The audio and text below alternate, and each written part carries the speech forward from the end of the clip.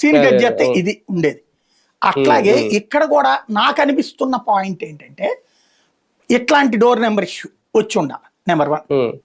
రెండవది ఏంటంటే దాని పేరేంటది, మన హాస్టల్స్ ఉన్నాయి, ఇదే ఏవి అనాథాశ్రమాలు ఇట్లాంటి వాటిట్లో ఉన్నటువంటి వాళ్ళకి తల్లిదండ్రులు ఉండరు కదా, ఆశ్రమం పేరుతో అప్లై చేయాలి.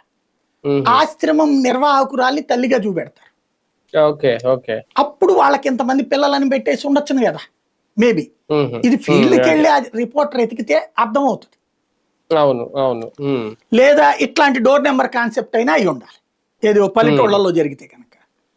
అదేంటో క్రాస్ చెక్. అంటే ఇక్కడ ఏమైపోతుందంటే ఒకటి రాశాడు కాబట్టి మనం రాస్తున్నాం, ఇంకోటి ఆ జర్నలిస్టులకి టైం కూడా ఇవ్వట్లేదు ఇక్కడ.